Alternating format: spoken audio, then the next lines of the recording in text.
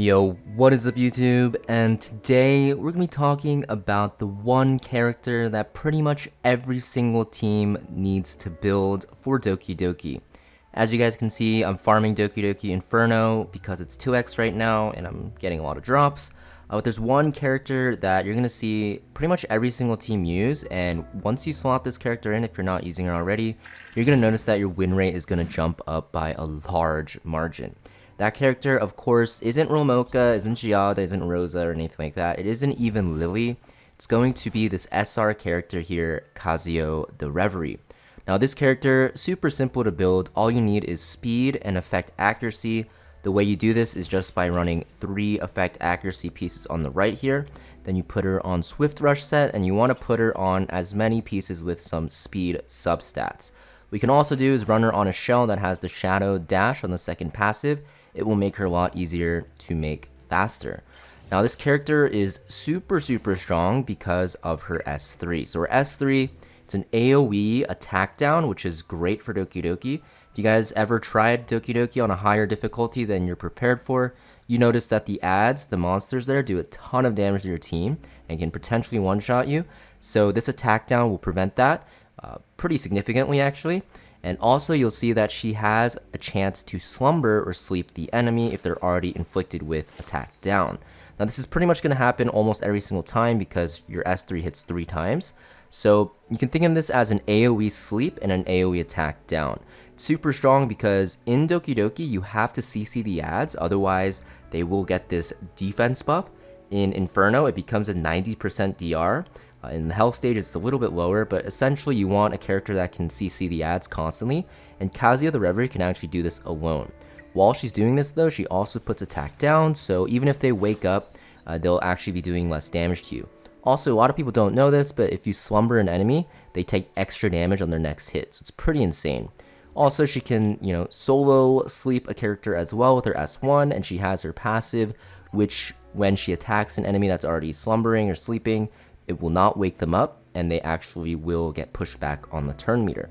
So you can see that she's a very good CC character. She can solo CC DokiDoki if you make her fast enough. You just want to make sure that she has a decent amount of speed and effect accuracy. Now for skill enhancements, all you really have to do is her S3. I did everything because I use her in PvP pretty much. In PvP, you do want her S1 and I guess her S2 as well.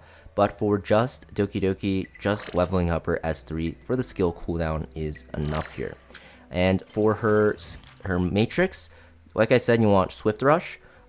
For the secondary set, what you actually want to do is run 12 and 12, and you want to run a time weave set. So I have it on my Kloss because it just ends up working on it better with my speed tuning. But Kazuo's on time weave are super good because if you actually proc it, you have your S3 up on a 2-turn cooldown, which is insane, and you're just permanently CCing them and attacking them down, which is super strong. Otherwise, you can run her on a broken set, you can run her on Bramble, you can run her on anything that gives her more tankiness. Doesn't really matter. You can see I just have her on Swift Rush and it works fine for Inferno. Now for Shell, there's a lot of options you can run.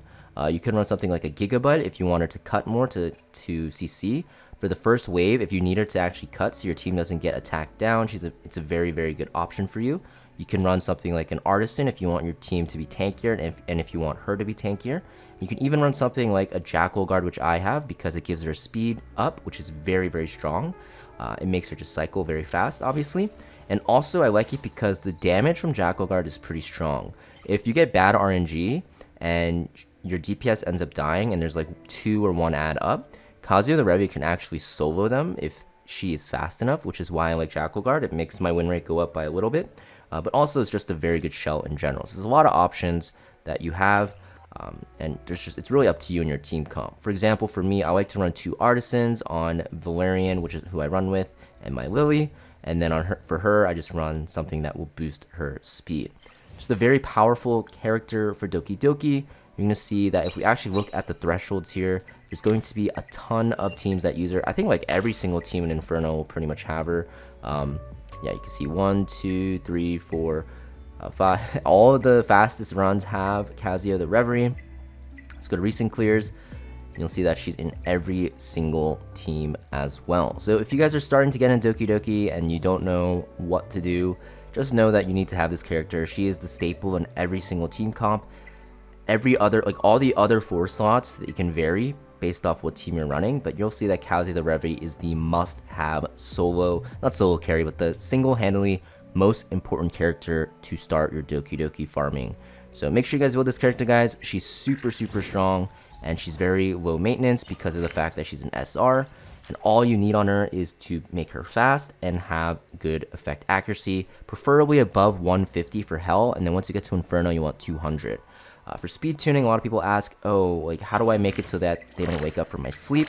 So basically what you want to do is you want whatever defense down character you're using to go before her. So if you're using Gray or Kloss, what you can do is make them faster, or you can do what I'm doing and put them on like a gigabyte, where after the first 3 actions of an enemy, you'll actually cut.